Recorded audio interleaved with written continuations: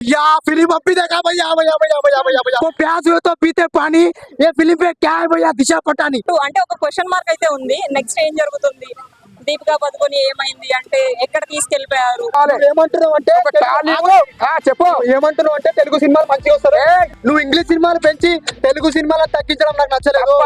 English మొదల English Baahubali first part second part ఎంత ఎట్టు కొట్టిందో దానికి దెబ్బలు కనిపించింది ఆ సినిమా చూస్తుంటే. అంటే నువ్వు ఫస్ట్ లో కొట్టిన డైలాగ్ అది ఇప్పటి వరకు పేలుతారే అప్పుడు ఏ సినిమా ఖర్చు పెట్టిన డైలాగ్ అది అవతార్ 2 ఇప్పుడు ఈ సినిమాకి ఏ డైలాగ్ కొట్ట ఇది బుజ్జిని చూసి ఇంకొక బజ్జిని తయారు చేయాలి. 2 నుంచి 3,000 కోట్లు పక్కా भैया फिल्म अब भी देखा भैया भैया भैया भैया भैया भैया शाहरुख खान का फेमस फिल्म का नाम डंकी अब भी प्रसाद IMAX में देखा भैया कल की ऐसी फिल्म भैया ऐसी फिल्म तेलुगु इंडस्ट्री को होना भैया होना बॉलीवुड टॉलीवुड कॉलीवुड बॉलीवुड सब कुछ को कोमा बोले तो कोमा है भैया फिल्म ऐसी फिल्म भैया प्रभास अन्ना को ऐसा बताता भैया रोहित शर्मा को बाल डाले तो मारता छक्का कल की इस फिल्म पक्का ब्लॉकबस्टर पक्का जो फिल्म अच्छी नहीं है बोलता है बड़ा छक्का सही बोल रहा हूँ भैया ऐसी फिल्म है अपन को प्यास हुए तो पीते पानी ये फिल्म पे क्या है भैया दिशा पटानी ऐसा है भैया उसको देखते कि पूरे दिन गिर जाना भैया ऐसा है भैया दिशा पटानी को ऐसा बताया दीपिका पदुकोण को ऐसा बताया अमिताभ बच्चन को तो क्या बताया फाइट सीन भैया नको भैया इतने कैरेक्टर कहाँ से पकड़ के लाया भैया तू నాగేశ్వరి గారు ఎంత కష్టపడ్డాడు ఈ సినిమా కోసం, ఆ కథ కోసం ఎన్ని రోజుల నుంచి రాసుకొని పెట్టుకుని ఆయన ఇలా సినిమా స్క్రీన్ పైన చూపించడము. ఇంకోటి ఏంటో సినిమా చాలా మంది అనుకోరు అరే ఆ సినిమా ఎట్లా ఉంటుంది ఒక డిఫరెంట్ గా ఉంటుంది అనుకోవచ్చు. ఫైట్స్ కూడా ఎట్లా పెట్టంటే మనకు ఇంగ్లీష్ ఫైట్స్ లేక ఒక మొత్తం ఇంగ్లీష్ ఫైట్స్ ఉన్నాయి, మొత్తం మన తెలుగు ఫైట్స్ లేకుండా ఒక హాలీవుడ్ టైప్ లో పోయింది. హాలీవుడ్ లెక్క సినిమా లెక్క కనిపించింది అంటున్నావు. కాదు ఒక మాట నువ్వు ఇటు వచ్చి మాట్లాడు ఫస్ట్. నువ్వు వచ్చి మాట్లాడు కనిపించింది అని చెప్తున్నావు. ఇంగ్లీష్ సినిమా కాదు, 2 నిమిషాలు మాట్లాడుతున్నావు. ఇక్కడ ఇంగ్లీష్ సినిమా లెక్క కనిపించింది అని అన్నావు కదా. ఇంగ్లీష్ సినిమా నువ్వు చెప్పింది ఇంగ్లీష్ సినిమా లెక్క తీసిండు. ఇంగ్లీష్ సినిమా లెక్క తీసిండు. తెలుగు డైరెక్టర్ గొప్పతనం మనం మెచ్చుకోవాలి. గొప్ప టాలీవుడ్ నుంచి తీసాడు, గొప్పతనం మెచ్చుకోవాలి. ఏమంటున్నావు అంటే చెప్పు ఏమంటున్నావు అంటే తెలుగు సినిమాలు మంచిగా వస్తారు. తెలుగు సినిమా మన గొప్పతనం తీసుకుపోయిండు డైరెక్టర్ గారు అని అంటే నేను గొప్పతనం సినిమాలు ఒక రేంజ్లు ఉన్నాయి సినిమాల కంటే రేంజ్లు ఉన్నాయి. నువ్వు ఇంగ్లీష్ సినిమాలు పెంచి తెలుగు సినిమాలను తగ్గించడం నాకు నచ్చలేదు. తెలుగు సినిమా డైరెక్టర్ మన ఒక ఇంగ్లీష్ లెవెల్ తీసుకుపోయింది అంటే ఇంగ్లీష్ లెవెల్ అంటే నాన్న మొదల ఇంగ్లీష్ తెలుగు తెలుగు మాతృభాష అది కరెక్ట్. మాతృభాష ఇక్కడ అక్కడ చూసి మాట్లాడు. మాతృభాష గొప్పది కరెక్టే. మన మాతృభాష ఎక్కడ తీసుకుపోయిన సినిమా ఒక టాలీవుడ్ హాలీవుడ్ మెచ్చుకుంటారు తీసుకుపోయిన మన తెలుగు భాష గొప్పతనం. అది అర్థమైందా? టాలీవుడ్ కాదు, చెప్పు. తెలుగు సినిమా డైరెక్టర్ తీస్తే ఏ వుడ్ అయినా మెచ్చుకోవాలి. అది మన తెలుగు స్పెషాలిటీ, అది మన తెలుగు గొప్పతనం చెప్తున్నారు. అందుకే అంటారు ఇంగ్లీష్ ఇంగ్లీష్ వాళ్ళు పరిచయం అయిపోతే మన సినిమా చూసి అర్థమైందా? ఇంగ్లీష్ మేమే పరిచయం అవుతున్నాం. నువ్వు పరిచయం ఆల్రెడీ పరిచయం అయిపోయినావు.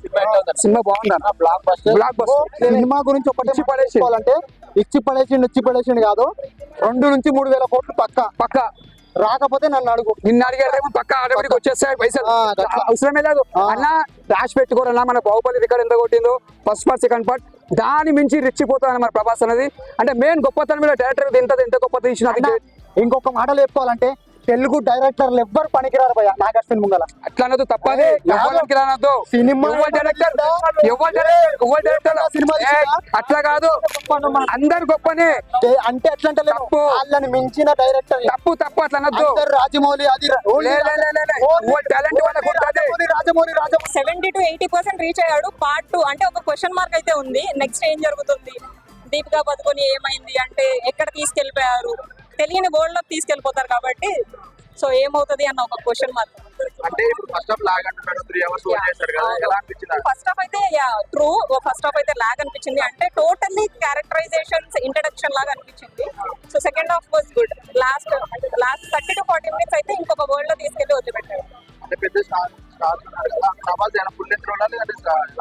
స్టార్టింగ్ యాక్చువల్లీ ఫస్ట్ హాఫ్ చూస్తున్నప్పుడు అయితే అంటే ప్రభాస్ అంత ఎక్కువ కనిపించరు. ఇప్పుడు నేను ఏది మాట్లాడినా స్పాయిలర్ ఎట్లా ఉండిద్ది. Movie was good. నేనైతే ఐ ఎంజాయ్డ్ ఇట్. ఓకే, ఇంకా చెప్పాలంటే ఏమి పాజిటివ్ గా నెగటివ్స్?